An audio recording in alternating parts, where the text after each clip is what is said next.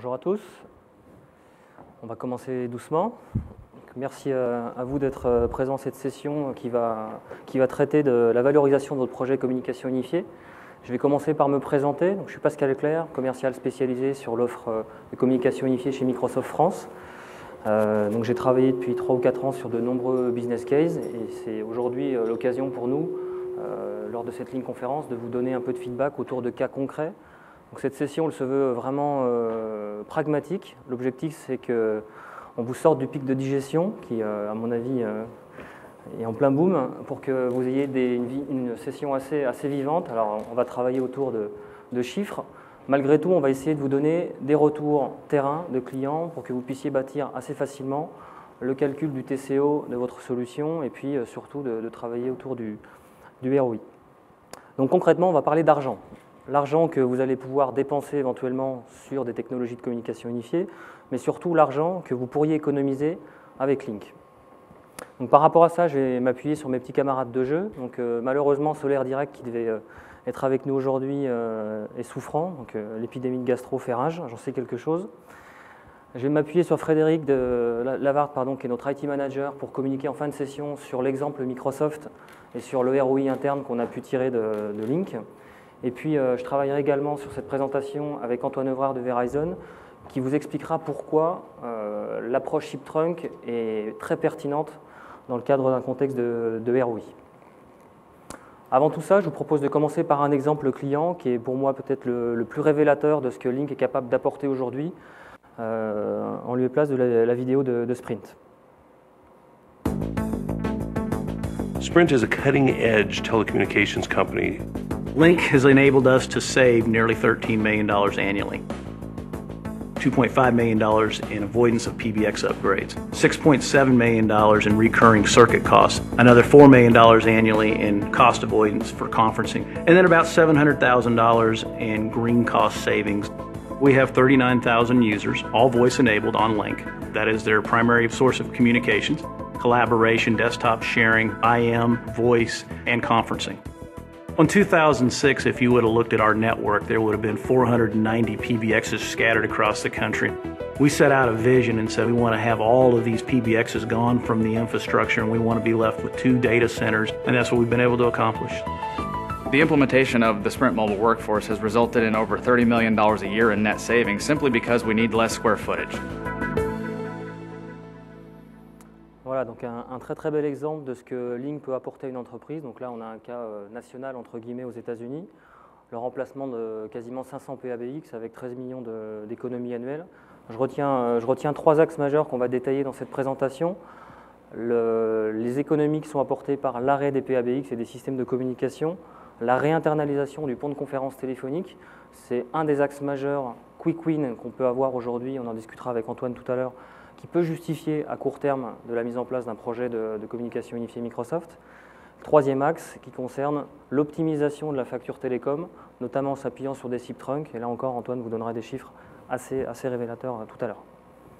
Alors concrètement, et c'est l'objectif de cette présentation, comment est-ce qu'on arrive à définir et à calculer le TCO et le ROI d'une solution Lync?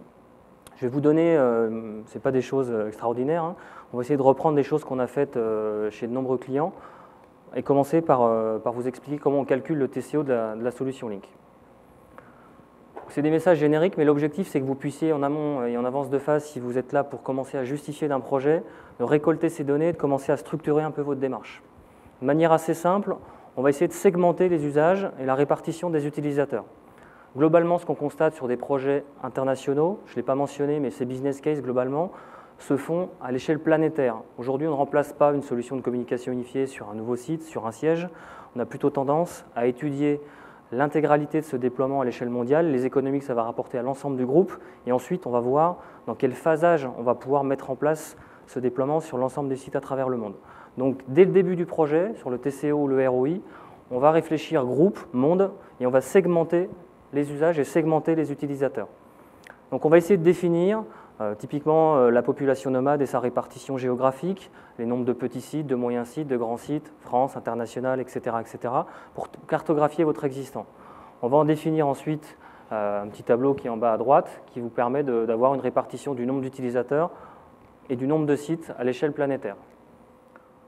Va en découler, via une étude assez simple que peuvent réaliser nos partenaires ou les équipes avant-vente Microsoft, le calcul d'une infrastructure. Donc ça, c'est un exemple d'un client sur lequel j'ai travaillé à hauteur de 30 000 positions avec l'ensemble des services Link, donc à savoir l'IM, la présence, l'ensemble des services de conférence et la téléphonie. On va arriver à une infrastructure, dans cet exemple-là, on est sur 14 serveurs, qui va nous permettre de dimensionner le coût de la solution Link. Une fois qu'on a fait ce travail, on va donc pouvoir simuler le TCO de la solution. TCO en termes de serveurs, là, on a vu 14 serveurs qu'on va valoriser. Ça peut être également en mode SaaS, on est de plus en plus dans ces approches. Aujourd'hui, on est sur un dossier sur deux globalement qui s'oriente vers des approches en mode full hosted and managed. Donc cette partie serveur peut être du CAPEX comme peut être de l'OPEX. Je pourrais y revenir dans la partie questions-réponses. On va ensuite dimensionner le coût des passerelles de téléphonie, passerelles qu'on va mettre sur la plupart des sites conséquents qu'on a vus dans le tableau d'avant, voire sur une approche de cotation d'un SIP trunk, que ce soit pour réinternaliser le trafic de l'audioconférence à l'échelle planétaire, encore une fois on va le voir tout à l'heure, ou avoir une approche conjointe, je mets des passerelles pour remplacer ma téléphonie sur des sites distants, mais je centralise mon audioconférence avec un SIP trunk. Donc, globalement, on va pouvoir définir un budget associé à ces SIP trunks et à ces passerelles de téléphonie. On va également travailler autour d'un budget sur la partie terminal utilisateur, donc la partie device. Ce qu'on constate classiquement sur nos projets, c'est qu'on est sur une approche 80-20, 20% de postes qui vont être entre guillemets IP, à l'ancienne j'ai envie de dire, et puis 80% qui vont être dans un mode USB. Quand je dis USB, ce n'est pas forcément un poste téléphonique, un casque. On a également tout un écosystème de postes téléphoniques USB, donc moi ce que j'appelle le Canada Dry du téléphone, qui donne l'impression d'avoir un téléphone IP, sauf qu'on a des coûts qui sont bien moindres, plus de gestion de firmware, plus de gestion de VLAN, plus de gestion de PoE. Donc on va optimiser là encore et avoir des sources de ROI. Évidemment, ce TCO va s'accompagner de licences Microsoft qui devront être simulées soit par votre vendeur, soit par les équipes Microsoft directement. Si je globalise plus ou moins ce que je vois sur la partie TCO, on va être globalement entre 30 et 40% sur la partie licence, idem sur la partie device, hein, le device est également un point assez important, et puis on va dire entre 10 à 20% sur les deux cases qui sont sur la gauche. Donc concrètement, la partie TCO, elle est facile à bâtir, et puis globalement, on n'a pas forcément besoin d'avoir quelque chose de très affiné pour arriver à une cible financière qui corresponde au coût du projet, puisque le poids est sur la partie de droite. Donc quand on a le nombre d'utilisateurs, on va très facilement définir le nombre de licences et le coût des terminaux, qui pèsent globalement 70-80% du projet. J'ajoute que dans cette approche de calcul de TCO, on va être globalement indépendant, et ça c'est un choix Microsoft, de la partie prestation, change management ou également impact one. Évidemment, cette partie-là est importante dans le dimensionnement du coût de la solution, mais on va pouvoir le retrouver plutôt dans la partie ROI. Notre objectif aujourd'hui, quand je vois les business cases qu'on traite chez Microsoft, c'est de comparer notre solution à la concurrence, très clairement, et donc on peut considérer que le change management ou l'impact réseau sera bon an mal an le même, quelle que soit la technologie qui sera étudiée. Donc ce qu'on constate en synthèse de ces TCO, c'est globalement un TCO qui est inférieur de 30 à 40% par rapport à des solutions historiques de téléphonie. Moi, j'analyse ça sur deux facteurs majeurs.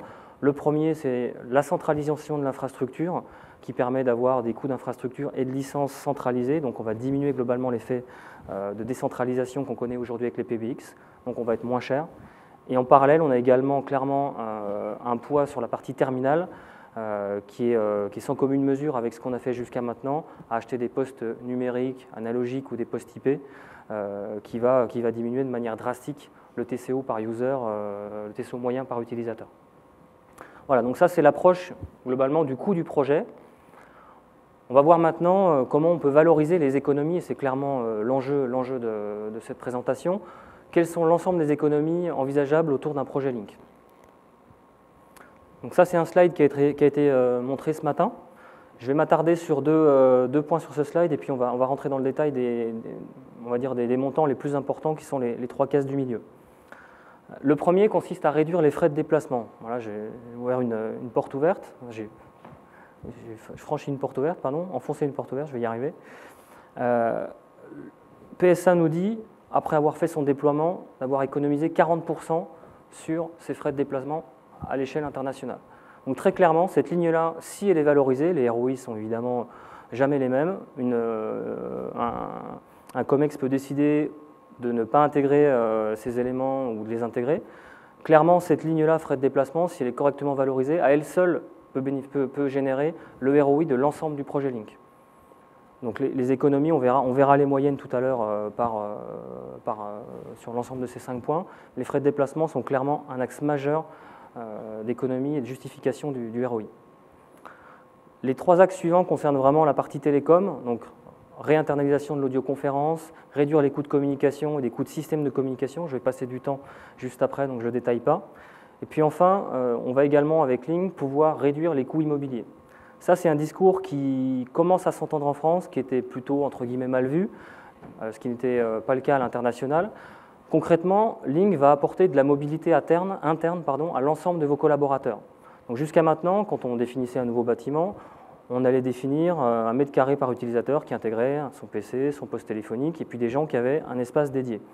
Progressivement, on va switcher de modèle avec des bureaux dynamiques, une approche d'open space, de salle de réunion, puisque maintenant le collaborateur est joignable n'importe où sur son PC, son device connecté.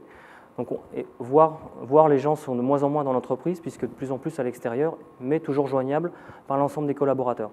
Donc on a des cas de clients qui ont intégré la réduction des coûts immobiliers dans leur calcul de ROI. On va rentrer dans le dur, c'est-à-dire les 3 axes qui sont vraiment au cœur du ROI de la solution.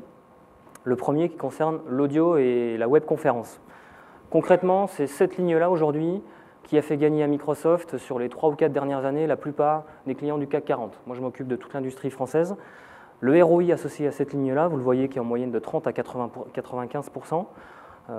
Gemalto, je ne sais pas si Gemalto est dans la salle, communique sur le fait d'avoir économisé 800 000 € qui était sa facture d'audioconférence. Moi, j'ai de pléthore d'exemples aujourd'hui, des comptes comme PSA, comme Renault, qui avaient des grosses factures internationales d'audioconférence. Tout a été réinternalisé avec Link.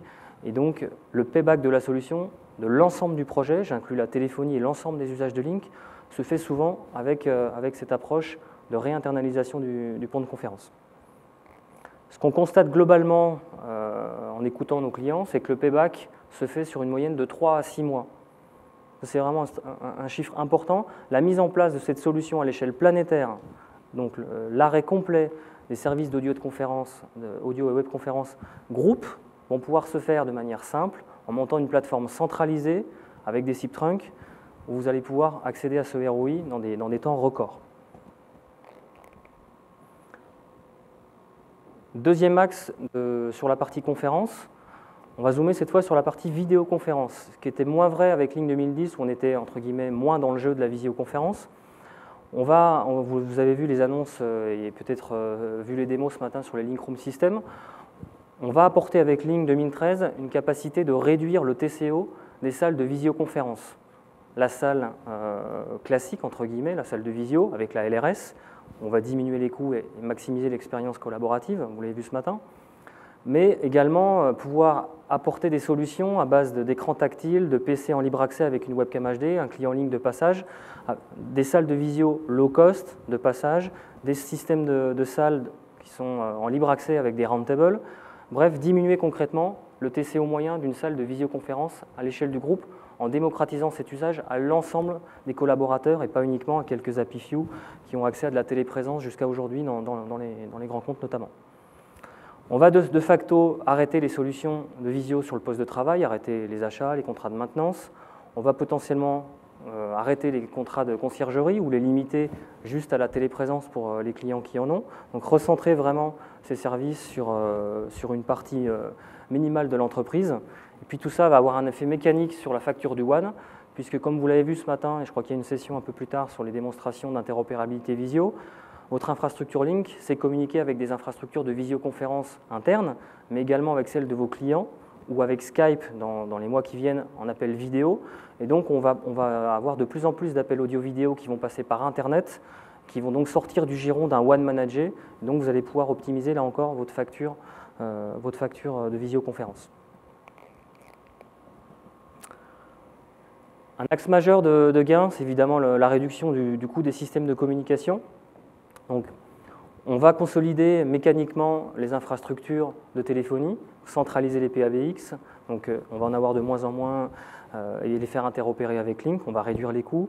On va faire la même chose pour les systèmes de messagerie vocale. Vous avez généralement un système de messagerie vocale par PABX. On va arrêter ça, on va centraliser dans le data center, donc on va gagner là encore sur des contrats de maintenance, des coûts de licence, des upgrades. Idem pour la partie PABX, on va arrêter de maintenir ces PABX, on va arrêter de faire des upgrades et on va consolider tout ça. Sur la partie téléphonie, on va également aller chercher, je le mentionnais tout à l'heure, un coût par utilisateur qui va être moindre, notamment par rapport au profil du terminal utilisé. On parle de 250 $ en moyenne sur un poste IP, je parle de prix public évidemment, versus 60 $ sur un casque ou un poste téléphonique USB. Donc le coût du terminal utilisateur est sans commune mesure par rapport à ce qu'on connaît jusqu'à maintenant. J'ajoute deux points qui peuvent être valorisés dans le business case. On a de plus en plus de demandes de nos clients d'avoir une téléphonie nomade en complément éventuel de la solution de téléphonie qui est déjà en place. Donc je veux pouvoir faire du télétravail, je veux pouvoir être joignable quand je suis en déplacement à l'étranger. À partir de là, généralement sur un PABX, on va être obligé de mettre en place des VPN ou des solutions softphone complémentaires au PABX sur lesquelles on va investir de l'argent et de la maintenance, donc des licences, de l'intégration, de l'infrastructure. Ce que Lync fait nativement quand on déploie une solution de téléphonie. Donc on va là encore gagner de l'argent, donc vous avez les valorisations moyennes qui sont faites sous vos yeux. De la même façon qu'on va pouvoir économiser sur la partie PoE, le fait de ne plus avoir de postes téléphoniques IP qui sont alimentés par vos équipements actifs réseau, ce qu'on appelle le Power over Ethernet. Les postes IP consomment énormément, consomment 24 heures sur 24. Quand vous n'êtes pas au bureau, votre poste téléphonique IP, il continue à être alimenté, il continue à consommer de l'argent, de l'électricité, donc à coûter à l'entreprise. Le fait d'avoir un softphone qui est débranché une fois que vous avez quitté l'entreprise, il n'y a plus de consommation électrique. Et puis on va réduire de manière drastique la taille de vos switches PoE. Donc là encore, des gains structurels associés à la téléphonie. En moyenne, on constate sur la partie infrastructure des économies entre 40 et 60% sur les coûts des systèmes de communication. Opérateur, qui est le dernier axe majeur pour moi d'économie, donc là je vous invite, et Antoine est là pour ça aujourd'hui, c'est dans l'exemple Sprint tout à l'heure, vous avez vu que l'économie la plus importante finalement, elle n'était pas faite entre guillemets par Lync directement, mais par la mise en place d'un SIP trunk et la rationalisation des arrivées télécom à l'échelle d'un groupe. Donc les 489 PABX de Sprint qu'on a vu tout à l'heure, qui avaient des accès T2 partout, ont été transformés, on a arrêté l'ensemble de ces accès et il est passé sur du SIP trunk. Avant, Antoine va détailler cette partie-là. Ce que je voulais expliquer moi dans cette partie, c'est que ce qu'on oublie généralement, c'est que quand on met en place une solution Lync, à l'échelle planétaire, on va mettre un softphone, enfin un client Lync sur le poste de travail, et de facto, on va arriver à faire ce qu'on essaye de faire depuis des années en téléphonie, à savoir la mise en place d'une téléphonie groupe en réseau. C'est-à-dire qu'à partir du moment où votre collaborateur qui est à New York et puis celui qui est en Chine a son client Lync sur le PC, sans aucun effort, ils vont pouvoir s'appeler de PC à PC en téléphonie interne, entre guillemets, à coût nul. Donc cette mise en réseau de téléphonie qu'on cherche à faire depuis au moins 10 ans, elle est native à partir du moment où, sans même déployer les fonctionnalités de téléphonie de Lync, ce réseau de téléphonie interne, peer-to-peer, PC à PC, est valable. On constate dès lors, mécaniquement, une diminution de 40% de votre facture télécom à l'échelle planétaire. On va rajouter ensuite, quand on va mettre les infrastructures de téléphonie, en clair des gateways ou des SIP trunks, on va rajouter les capacités de l'East Coast Routing, donc avoir des appels qui vont transiter via votre réseau WAN, sortir en local, et on va réduire de manière drastique la partie fixe mobile et surtout les factures de téléphonie mobile. Benjamin Drieux de Solar Direct n'est pas là, mais je vous donnerai quelques chiffres qu'il m'a évoqués en préparation de cette présentation. Vous verrez que les gains associés à la téléphonie mobile sont monstrueux. On en rediscutera tout à l'heure sur la partie case study. Voilà, donc en synthèse, vous avez pour rappel ici l'intégralité des économies constatées, parce que ces chiffres-là, ils ne proviennent pas de Pascal Clerc, ils proviennent de case study publics que vous pouvez retrouver sur le lien qui s'affiche ici. Je vous invite, et c'est le but de ce slide, si vous êtes en phase de justification de vos projets Lync, à commencer à auditer vos services financiers, vos acheteurs, etc., pour essayer de gratter ces informations en avance de phase. et puis en prenant le curseur le plus petit, hein, donc le 5%, le 30%, le 50%, commencez à identifier les économies globales que le projet pourrait apporter à votre entreprise. Voilà, de manière très très simple, ça peut vous donner une idée de budget, d'économie à aller chercher avec un projet Link. Voilà, j'ajoute que le Forrester a mené une étude sur 12 de nos clients. Il y a maintenant, cette étude elle commence à dater un peu, là, 2 ans. On a audité 12 clients d'une taille moyenne de 5000 utilisateurs. Donc, globalement, on a dépeint l'approche que je viens de faire, hein, le calcul du TCO, le calcul du ROI. En résumé, ce que montre cette étude, c'est un payback moyen pour l'ensemble de ces 12 entreprises d'une année. Ce qui est globalement, moi, ce que je constate sur les différents business cases que j'ai menés sur le territoire français. Voilà, donc je sais que cette session est purement théorique. Ce que je voulais vous montrer, c'est un petit exemple d'outil qui permet à Microsoft et à ses partenaires de mener à bien des business cases. Donc on a un outil qui est disponible qui s'appelle Unified Communication Business Value Tool, qui permet en quelques clics, hein, l'idée c'est vraiment de vous montrer la philosophie de l'outil, de mener à bien ces business cases. Donc je vais définir une entreprise, un nombre d'utilisateurs, quels sont les workloads sur lesquels je souhaite travailler. Donc voilà, j'ai mis toutes les workloads de Link. Voilà. Je vais rentrer dans un petit wizard avec quelques questions. Je vous passe le détail. Ce qui est intéressant, c'est qu'on peut simuler vraiment le ramp-up sur 3 ans de la montée en charge de l'ensemble des services de Link. Hein. Je ne vais pas aller dans le détail, mais on peut très bien dire qu'année 1, tout le monde va passer sur la conférence, mais que la téléphonie va se déployer un peu plus lentement et qu'on va avoir différents paliers de déploiement de la téléphonie. Là, j'ai mis 2000, 4000, 5000 par exemple, sur 3 années. On va vous demander des informations structurelles sur le nombre de PABX que vous avez, la proportion de vos utilisateurs qui font du télétravail ou qui sont nomades, le nombre de sièges, le nombre de data centers. On va définir ici une répartition globale du nombre de postes téléphoniques USB, IP. Voilà, des choses assez simples finalement.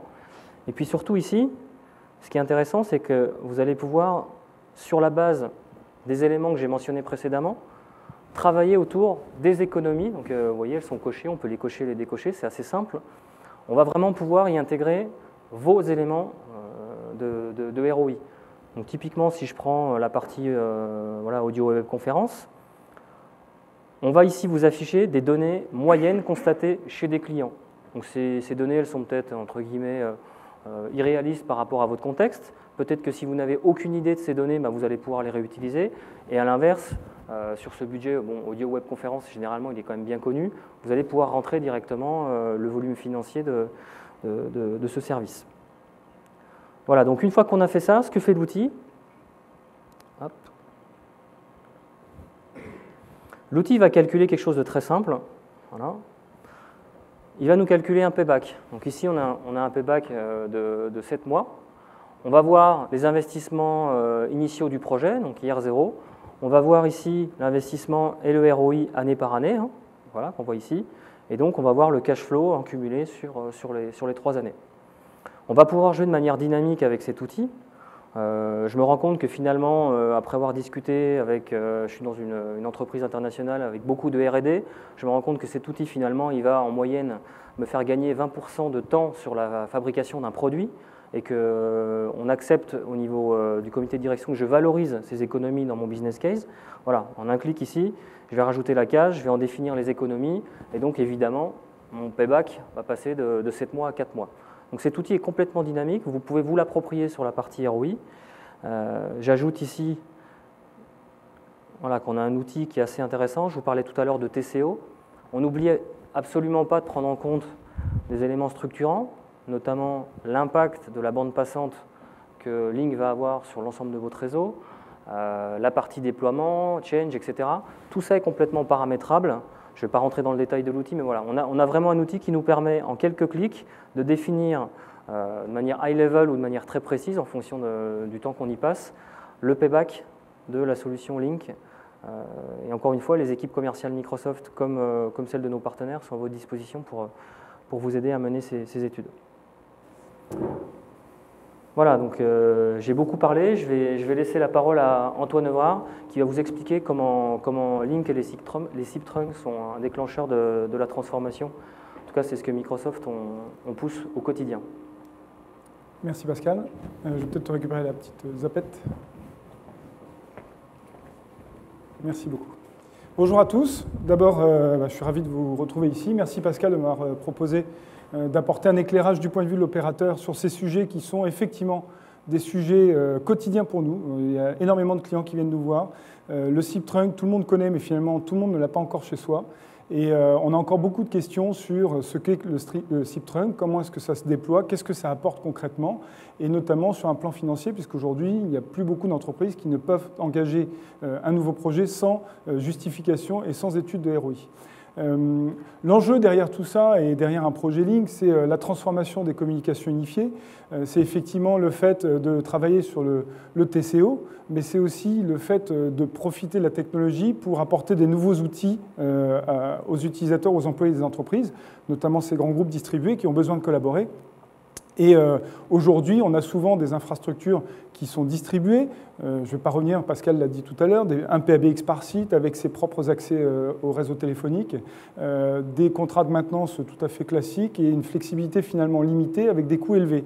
Ça, c'est la situation qu'on rencontre dans bien des entreprises. L'enjeu, c'est de transformer tout ça pour, dans un premier temps, centraliser ce qui peut l'être, pour ensuite consolider des services qui sont apportés aux utilisateurs, quel que soit finalement le site sur lequel ils se trouvent. Finalement, aujourd'hui, les fonctionnalités de téléphonie, par exemple, auxquelles on a accès, elles ne dépendent pas de son métier, mais elles dépendent du matériel qui équipe le site sur lequel on travaille, ce qui n'est pas forcément cohérent. Et puis, après-demain, je dirais, il y a effectivement tous ces sujets très à la mode du cloud, de services qu'on consomme en mode OPEX, et qui vont permettre non seulement de transformer la façon de travailler, mais aussi de transformer les modèles économiques derrière. Donc finalement, aujourd'hui, on a la possibilité avec le SIP Trunk d'aller chercher ce qu'on appelle des quick wins, c'est-à-dire des solutions qui vont apporter des économies et des retours sur investissement très rapides, on parle de 3 à 6 mois. Et dans un certain nombre de cas, ce qu'on voit finalement, c'est que les économies apportées par cette première phase, en général la mise en œuvre du Trunk SIP centralisé, va permettre de débloquer ou de générer suffisamment d'économies pour financer le projet demain qui va consister à migrer vers une plateforme qui aura été définie, typiquement Link, puisqu'il y a quand même des coûts pour déployer Link lorsqu'on veut tout faire sur Link. Donc on va pouvoir financer ceci et après-demain transformer en passant sur des modèles as a service pour toute l'entreprise. Alors, on va se focaliser sur 2 points où nous, côté opérateur, on voit vraiment les bénéfices du Trunk SIP et de la centralisation. C'est d'abord l'audio conferencing. Effectivement, on a eu l'occasion avec Pascal de travailler sur des cas concrets pour plusieurs clients. Et d'ailleurs, ces chiffres proviennent d'une étude que nous avons réalisée conjointement. Finalement, si on prend une facture d'audio conferencing, audio web conferencing, il y a 2 parties principalement dans la facture que vous recevez lorsque vous travaillez avec un prestataire externe. C'est la partie bridging, c'est-à-dire les ressources que vous utilisez sur le pont hébergé chez le prestataire pour mettre en relation les personnes et pour mixer les différents flux. Et puis, il y a la partie transport, puisque comme cette solution d'audio et web conferencing n'est pas chez vous, il faut appeler l'extérieur pour aller atteindre ce pont et communiquer et que tout le monde puisse se retrouver sur le pont. Donc, c'est à peu près 50-50. On est bien placé pour le savoir, parce que nous fournissons, nous, chez Verizon aussi, des services de conferencing. Donc, on connaît bien cette structure. Et c'est à peu près 50-50. Demain, vous utilisez Link pour apporter ce service de conferencing. Eh bien, la partie bridging, déjà, elle est éliminée de base, puisque Link devient votre pont de conférence. Il est chez vous. Donc, vous n'avez plus de facturation liée à l'utilisation de ressources sur un pont hébergé à l'extérieur. Et sur la partie transport de la voix et transport pour accéder au bridge, de la même façon, vous avez un nombre important d'utilisateurs qui vont pouvoir accéder à vos ressources de bridging depuis l'intérieur de l'entreprise, voire depuis un client en ligne connecté en Wi-Fi à l'extérieur, ce qui fait que finalement, vous allez de façon très importante réduire cette seconde partie de votre facture de conferencing qui sont les coûts d'accès. Et donc, ce qu'on voit sur avant-après, il reste quand même des coûts de mise en œuvre du Trunk SIP. Donc, ils sont bien pris en compte dans l'exemple qu'on voit ici, qui a été un petit peu simplifié au niveau des chiffres, mais dans les grandes masses, on est vraiment là-dessus. On va avoir quelques coûts de mise en œuvre de l'infrastructure Link. On parlait de quelques serveurs qu'on va déployer au niveau du data center, ce qui nous permet d'économiser entre 60 et 80% des coûts de votre service de conferencing actuel. Ensuite, il y a un deuxième secteur, enfin deuxième aspect où Link et le trunk SIP vont vous permettre de réaliser des économies rapidement, c'est tout ce qui est téléphonie d'entreprise. Comme vous le savez, Link se propose de remplacer tous ces PABX déployés à droite à gauche et de consolider la téléphonie avec Enterprise Voice. Si vous voulez aller vraiment au bout des savings que promet finalement Link, vous avez la possibilité avec le trunk SIP de pouvoir réaliser des économies très rapidement. D'abord, il y a un Session Border Controller que vous aurez mis en œuvre pour réinsourcer le conferencing et qui va être là et qui va avoir le mérite de pouvoir être utilisé. On va dire que dans le cas qui nous intéresse, le SBC était justifié par le réinsourcing du conferencing. Une fois que le SBC est là, vous avez la possibilité de mettre un trunk SIP dessus et de pouvoir petit à petit remplacer vos PABX et vos accès PSTN. En fait, aujourd'hui, sur une facture de téléphonie, vous avez une partie qui consiste, enfin une grosse partie qui sont les abonnements finalement, donc vos T2 que vous allez avoir sur chaque site et dans chaque pays pour environ 35% des coûts. Vous allez avoir des SDA qui vont être facturés, des tranches de numéros que vous utilisez et qui vont être facturées par votre opérateur. Et puis, vous allez avoir une grosse partie qui est le trafic, les appels sortants, quand vous appelez l'international, les mobiles, et qui va effectivement être facturé à la minute.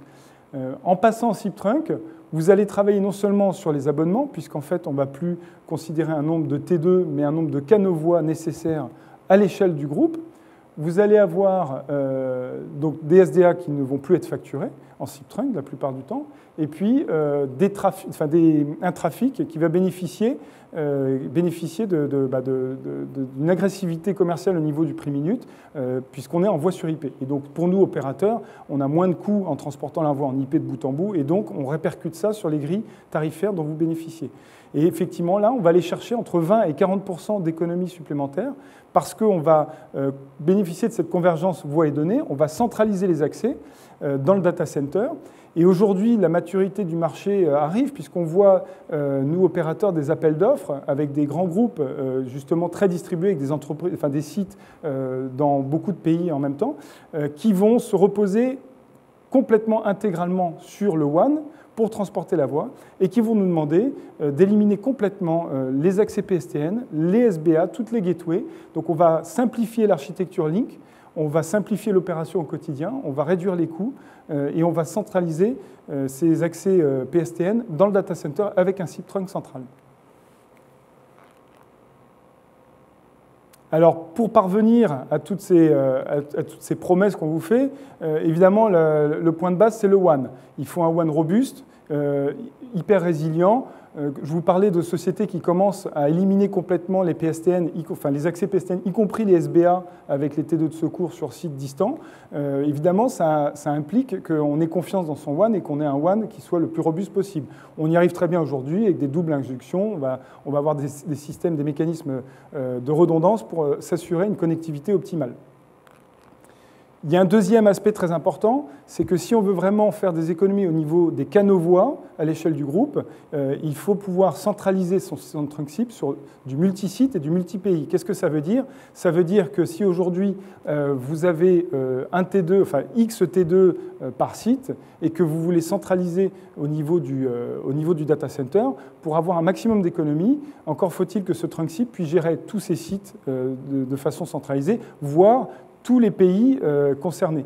Aujourd'hui, on a des offres multi-sites, multi-pays où, depuis le data center, on va pouvoir écouler les appels entrants-sortants de 12 pays, porter les SDA et vraiment architecturer la solution de téléphonie et les accès PSTN comme si tous les utilisateurs étaient sur un seul site finalement. C'est-à-dire qu'on va pouvoir mettre dans un pool les canaux voix dont on a besoin pour écouler le trafic.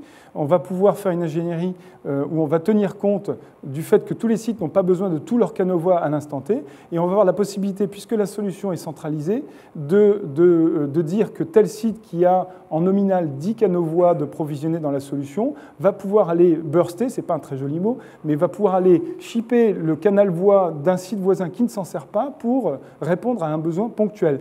On estime à peu près à 40% les économies en nombre de canaux voix à l'échelle d'un groupe qui serait sur plusieurs sites et plusieurs pays.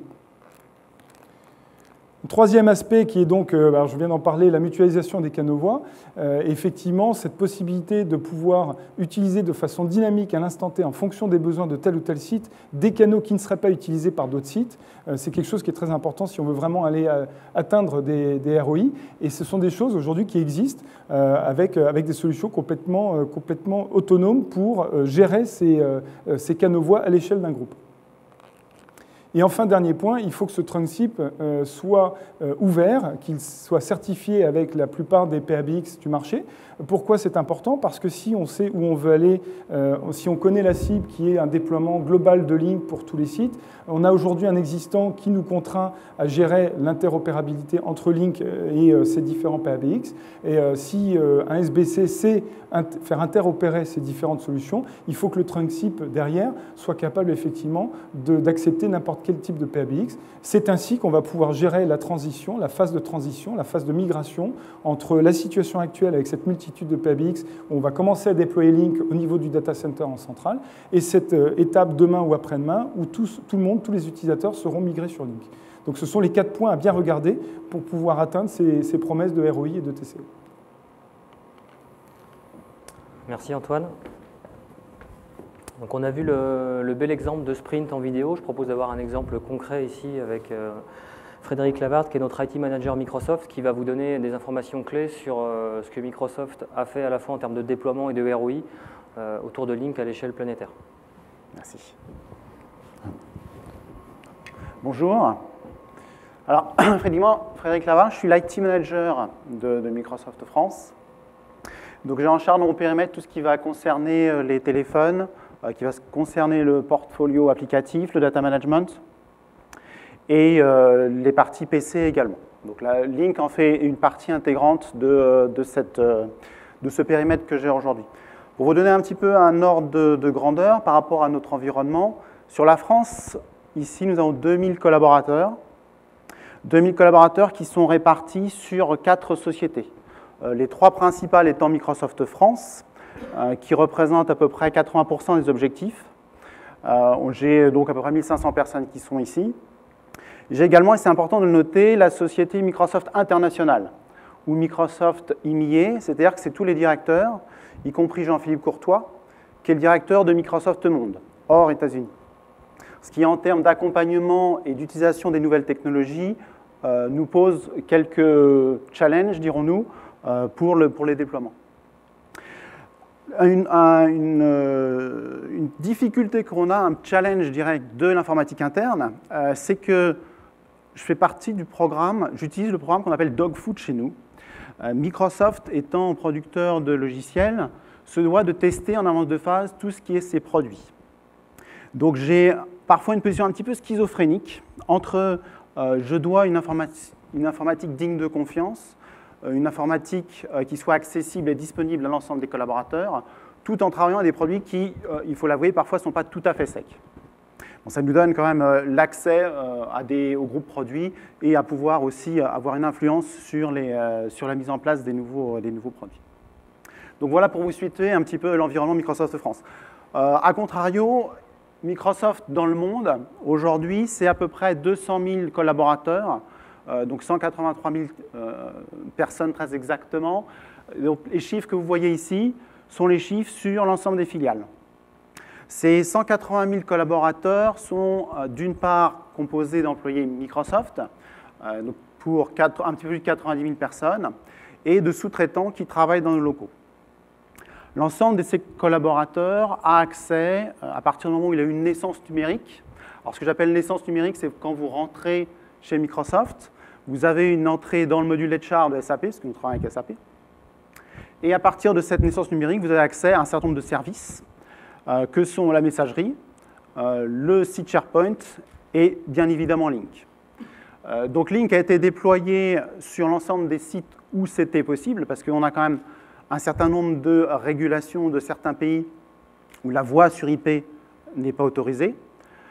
Donc effectivement, j'ai un certain nombre de contraintes par rapport à ça. D'autres contraintes auxquelles on s'est intéressé, ça a été également le ROI. Si un site de moins de 100 personnes nécessite Link, ce n'était pas effectivement dans nos priorités de déployer ce Link sur ce type de site. En termes de performance également, on a mis quelques triggers en place. L'élection d'un site à la migration sur Enterprise Voice devait satisfaire au fait que le temps de latence devait être inférieur à 150 millisecondes et que la bande passante était utilisée au maximum à 60%. Pour vous donner aussi un petit peu une image par rapport à ça, nos principales applications sont centralisées sur la corporation. Aujourd'hui, si je pouvais mettre tous les serveurs sur un site, ce serait sur le site de Seattle aux États-Unis. De ce fait, notre infrastructure est basée sur ce modèle-là, où tout remonte sur, d'une part, Dublin pour tout ce qui est l'Europe, Middle East, Africa, et d'autre part, sur Seattle. À ce titre-là, certains pays qui sont peut-être mieux lotis que nous par rapport au soleil, je pense à l'île Maurice, le sont un peu moins par rapport à des performances réseau, et sur lesquelles on a quelques problèmes pour déployer. Vous constaterez aussi sur le site sur le slide, pardon, que l'on a 56% de nos connexions qui sont distantes. Parce qu'on est des utilisateurs qui sont très nomades. La plupart des collaborateurs chez Microsoft sont équipés d'un PC. Sur ce PC, souvent, j'ai un casque réseau et je peux travailler depuis n'importe quel site. Je peux travailler depuis chez moi. Si vous avez suivi un petit peu la presse, on avait une journée Flexibility at Work chez Microsoft pour permettre aux collaborateurs effectivement de travailler dans certains endroits agréables d'ailleurs dans Paris. La mise en place, pour autant, n'a pas été faite complètement directement. On a procédé par phase. Sur l'ensemble des projets, on a généralement sur une phase pilote. Ce qu'on a fait sur Lync en particulier, c'est qu'on a d'abord migré tout ce qui était la messagerie vocale dans la boîte Outlook. Après, on a instauré la notion de présence avec l'Instant Messenger. Et petit à petit, on a déployé tous les services. On a inclus la connexion peer-to-peer entre les collaborateurs. Et puis, on a supprimé l'opérateur historique qu'on avait pour faire des conférences. Et on est passé sur du client Lync de bout en bout. Pour supporter aussi cette migration Lync, ce qu'on en a mis en place, c'est ce qu'on appelle les roundtables. Alors, je ne sais pas si vous êtes, ou les CX5000, en nom de code plus sympathique. Si vous n'êtes pas familier avec ce type de device, c'est une sorte de pieuvre avec une caméra à 360 degrés qui permet d'avoir, pendant la conférence, la vision totale de la salle. Donc j'ai à la fois un focus qui est fait sur la personne qui parle et une vision totale de la salle. Ce qui permet d'avoir un côté un petit peu plus immersif. Je vais passer sur... Ah, c'est moi qui l'ai. Donc en termes de coûts, voilà ce qu'on a économisé. Sachant que par rapport au budget de l'informatique interne, donc là ça va être le budget global dont je vais vous parler, à l'époque on a souhaité mettre en place Lync, le budget était d'1,3 milliard pour l'informatique interne, globalement, je n'ai pas 1,3 milliard sur la filiale française malheureusement. On a un cercle vertueux, si je puis dire, par rapport à la gestion du budget à l'informatique interne. Oui, j'ai un directeur financier, oui, je dois faire des coûts et justifier un certain nombre de coûts, de réduction de coûts chaque année.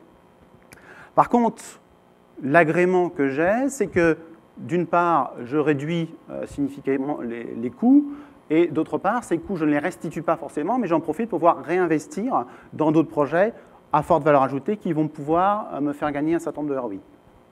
Donc sur cette année-là, effectivement, on avait économisé 371 millions de dollars suite à un certain nombre de projets. On a pu investir dans d'autres projets, dont Lync, pour pouvoir le déployer sur l'ensemble des filiales. Donc vous voyez sur la partie droite du slide les principaux axes d'économie. Donc je vais en citer quelques-uns. Bien évidemment, il y a celui que j'ai déjà mentionné, le fait qu'on n'ait plus d'opérateurs pour gérer les ponts. Le fait qu'on se déplace beaucoup moins. Et c'est pour ça que le fait d'avoir les directeurs de Microsoft EMEA est un point important de saving ici, parce que c'est une population qui a un rayonnement important, qui couvre un certain nombre de pays. Le fait de pouvoir garder ces personnes sur site et qu'elles gèrent directement leurs réunions depuis le site permet d'une part de réduire tout ce qui est frais de transport, bien évidemment, et de réduire ipso facto une économie carbone. Aujourd'hui, on n'est pas taxé directement sur l'empreinte carbone. Peut-être que ça viendra à plus ou moins long terme. Ce qu'on a mis en place aussi sur le site de Microsoft France, en plus de Lync, c'est tout ce qui va être les solutions téléprésence qui sont complètement intégrées à Lync, et les LRS, les Link Room System, qui sont des solutions qui se veulent aussi tout à fait immersives, donc qui sont complètement basées sur Lync, avec des écrans, donc j'ai une salle là-haut, avec 2 écrans de 80 pouces, qui sont touch, et sur lesquels les collaborateurs peuvent venir faire directement leur réunion. Après, il y a un certain nombre de coûts aussi qu'on ne voit pas directement, mais ne serait-ce que d'effectuer un déménagement. Je ne sais pas si vous avez déjà effectué un déménagement à l'intérieur de l'entreprise. On s'organise souvent chez Microsoft, tous les 6 mois, dirons-nous. De ce fait, c'était un véritable casse-tête que de planifier un déménagement. Parce que ce qui nous embêtait le plus dans le déménagement, c'était le déplacement des numéros de téléphone, de débrancher la prise et de la rebrancher avec le bon numéro de téléphone. Bien évidemment, il y a un impact business si on ne le fait pas, il y a des fils SDA à remettre en place. Le fait que les clients soient désormais sur Lync, j'ai plus besoin aujourd'hui de chef de projet pour déménager. À la rigueur, les gens des services généraux gèrent le déménagement d'eux-mêmes sans avoir besoin de l'informatique interne. On avait estimé, je crois, que c'est à $28 le coût, économisé par collaborateur par mouvement. Donc à la fin, effectivement, en mettant bout à bout tous ces différents calculs, on arrive à environ 215 millions de dollars. Il me reste encore un petit peu de temps. Il y a un point aussi qui est important à prendre en compte, c'est l'accompagnement des collaborateurs. Je disais tout à l'heure, on a mis en place la partie Lync par phase. On a également, pour ce qui concerne Microsoft France, profité du déménagement pour apporter un nouvel environnement de travail, des nouvelles façons de travailler et communiquer auprès des collaborateurs pour qu'ils puissent appréhender ces nouveaux outils. Alors, on a un programme qu'on appelle chez nous les WorkSmart, parce que l'informatique interne a notamment pour objectif de rendre une journée de travail à toutes les forces de vente pour qu'elles passent plus de temps chez vous, chez les clients, qu'à remplir des formulaires et des rapports à l'intérieur de l'entreprise. Donc WorkSmart est un des programmes qui en fait partie. Ces WorkSmart se décomposent sous plusieurs programmes, que ce soit des vidéos, que ce soit de l'information publiée sur nos écrans internes, que ce soit des formations faites sur site, ou que ce soit des formations faites d'ailleurs par Lync. Donc via ce programme, on a éduqué les collaborateurs sur les façons d'utiliser Lync, sur les façons d'utiliser les roundtables. Et c'est pour ça que vous voyez le petit sticker. Alors je suis désolé, c'est une vieille roundtable que j'ai mis en haut, c'est pas la CX5000. Et c'est pour ça que vous voyez en haut les petits stickers disant que c'est approuvé et optimisé par Microsoft, pour Microsoft Lync. Parce que les premiers retours qu'on a eus de certains collaborateurs, c'est la qualité n'est pas là, je n'entends pas, ça coupe, c'était pas bon. Donc il faut, nous, côté informatique interne, pouvoir monitorer toutes ces informations. Et on les monitore, d'une part, sur nos systèmes back-office, via tout ce qui est SQL Server, etc. Mais on les met aussi à disposition des collaborateurs, pour que le collaborateur puisse de lui-même voir si l'utilisation qu'il fait des équipements est une utilisation optimale ou pas. Donc, il a, le collaborateur, sur la partie qui concerne tout ce qui est Exchange, pour chaque call qu'il fait, un petit drapeau qui lui dit vert, rouge ou orange. Et en fonction, si c'est orange, je lui dis, voilà, cette conférence avait lieu sur réseau Wi-Fi, ou alors vous avez utilisé le haut-parleur et le micro de votre PC, c'est pour ça que la qualité n'était pas là. Je vous ai mis aussi sur ce slide-là ce qu'on s'était amusé à faire. Donc là, simplement sur un week-end pour Microsoft France. Ce qu'on appelle chez nous, c'est la mid-year review. C'est-à-dire qu'à chaque mi-année fiscale, il y a la revue des objectifs. En général, il y a tout le board de la corporation qui vient sur les différentes filiales et qui fait la revue des objectifs. On avait décidé, suite au déploiement de Lync, de ne pas faire cette réunion physiquement dans les locaux, mais de tout gérer par Lync. Donc vous voyez que le saving sur un week-end, puisque ça se passe sur un week-end, donc c'est pour les gens qui ont la chance de travailler ce dimanche, c'est effectivement 700 000 € 700 000 $, pardon, qu'on a économisé sur ce week-end-là. Bien évidemment, Link aujourd'hui, on le retrouve partout. Il est disponible avec les nouveaux usages. On est en 4G, donc on l'utilise sur nos téléphones portables. On a rajouté également un certain nombre d'add-ins dans Link. Aujourd'hui, si vous voulez contacter le support, j'ai un interlocuteur Link qui est un bot sur lequel j'ai tout un add-in supplémentaire à côté avec un schéma d'organisation qui permet aux collaborateurs de prédiagnostiquer sa panne. Tout cela pour également promouvoir tout ce qui est self-help, que ce soit pour Link ou que ce soit pour d'autres parties. Voilà, c'est tout ce que j'avais. Merci beaucoup, Frédéric. Donc évidemment, tous nos clients ne sont pas aussi gros que Microsoft ou Sprint. On a des déploiements dans des PME françaises notamment. Alors, Benjamin Drieux de la société Solaire Direct était censé intervenir, je vous l'ai dit, il est porté pâle. Donc je vais essayer de transmettre un peu les messages clés de leur projet. Donc il y a un projet évidemment de plus petite envergure. Malgré tout, il y a des informations assez intéressantes en termes de ROI, notamment sur la façon dont le projet a été vendu au comité de direction. Donc, ils ont voulu refondre, il y a maintenant 2 ans de ça, leur solution de communication. Ils se sont retrouvés avec un projet Link qui était globalement 15% plus cher que les upgrades de leur solution ou l'achat d'un PABX qu'ils étaient amenés à faire dans tous les cas. Donc, globalement, ce qui a été acté, c'est que la direction a dit « Ok, on y va, c'est plus cher certes, mais on est en tête que les gains autour de la solution sont très importants par rapport à un investissement entre guillemets à perte qui n'amènera jamais les mêmes fonctionnalités. » Donc, le COMEX a tranché sur ce point-là. Ensuite, la façon dont le projet a été vendu en interne, c'est qu'il y a eu un engagement de la part de la DSI sur les économies que la solution allait apporter. Je dis bien un engagement, ce qui m'intéressait dans le témoignage. Globalement, le client s'est engagé, enfin la DSI s'est engagée auprès de son comité de direction à réduire et à avoir un ROI de 1 an sur la solution, globalement en diminuant de manière très très importante la facture de téléphonie. Je ne l'ai pas précisé, mais Solaire Direct aujourd'hui est une société certes petite mais très implantée à l'international. Donc il y avait des coûts de télécom, fixes vers mobile ou mobile qui étaient très très importants. Donc en résumé, au bout d'1 an, et donc le projet a été choisi, tout s'est déployé, le client mesure, facture à l'appui, ses factures télécom, ses factures mobiles. D'ailleurs, l'opérateur l'a appelé à plusieurs reprises en demandant ce qui se passait, s'il n'y avait pas un problème d'utilisation parce que les factures étaient complètement retombées. Ce que je retiens notamment, c'est donc au-delà du payback, 125% de ROI sur 1 an, qui est globalement en phase avec ce que je vous disais tout à l'heure sur le payback moyen de 1 an. C'est la partie mobile. La direction, en fait, avait des factures mobiles qui étaient globalement pour une quarantaine de collaborateurs de entre 3 à 5 000 euros par mois. À partir de là, ils se sont retrouvés, et ça c'est vérifié par les factures, c'est simple à suivre, avec aujourd'hui l'ensemble de ces collaborateurs qui a une facture mobile de moins de 1 000 euros.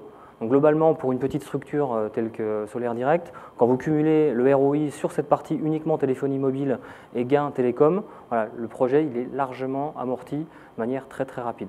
Voilà, donc je voulais montrer les 2 extrêmes, donc le cas d'une entreprise de petite taille et puis celle des grands groupes qu'on a vu précédemment. Voilà, on a à peu près fait le tour. J'ai un t-shirt de speaker à donner à la première personne qui me posera une question. T-shirt blanc que vous avez vu sur scène ce matin, je n'ai pas trouvé mieux. Donc à votre disposition, on a encore quelques minutes. Question, pas de questions? Oui?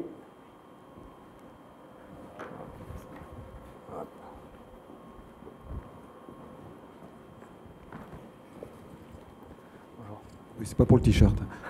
Vous l'aurez quand même. Je voulais juste savoir, j'ai pas vu très bien brosser les augmentations de coûts de volume sur la partie WAN, parce qu'évidemment il y a des flux qui sont transposés des opérateurs vers le WAN.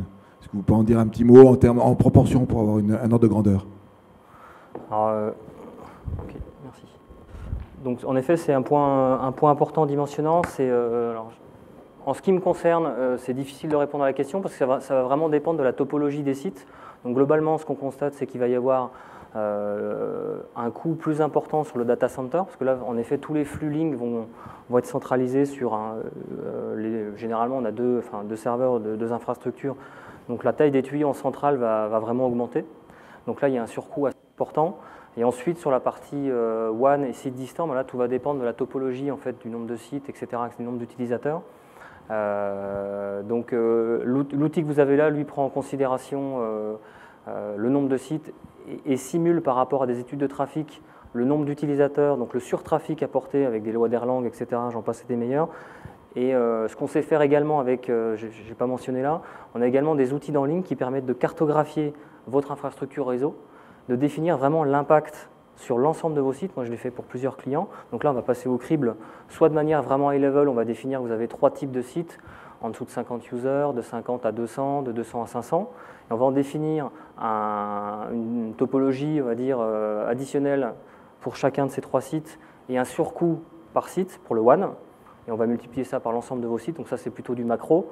Ou bien on peut avoir une approche beaucoup plus détaillée, on l'a fait chez des clients que j'ai dans la salle aujourd'hui, site par site pour établir quel était l'impact réel du WAN. Ce que je constate aujourd'hui, c'est que globalement, la bande passante qui est disponible sur le WAN est généralement suffisante, dans la plupart des cas, même pour des cas, j'ai en tête un client qui a des petits liens vraiment très petits, on est capable d'optimiser avec les mécanismes de link la bande passante, avec des mécanismes de débordement via le RNIS entre autres.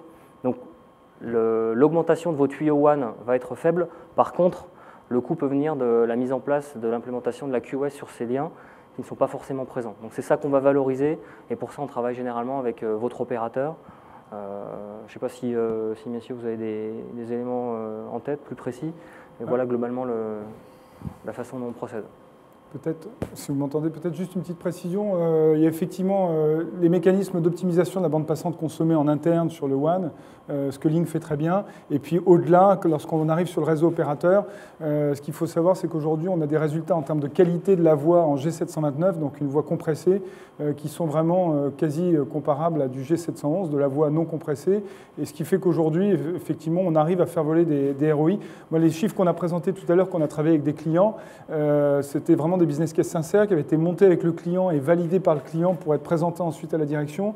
Et on prenait bien les effets de bord en compte, c'est-à-dire l'augmentation de la bande passante sur tel ou tel site qui avait une bande passante un petit peu juste, ou la mise en œuvre de la classe voix lorsqu'elle n'était pas encore utilisée par le client. Donc effectivement, en fonction de la maturité de votre réseau, est-ce que vous avez déjà la téléphonie IP? Oui, non. Est-ce que donc vous avez les classes de service en place? Oui, non. En fonction de ça et en fonction du profil d'appel de vos collaborateurs, est-ce qu'ils appellent beaucoup l'international ou des mobiles, etc.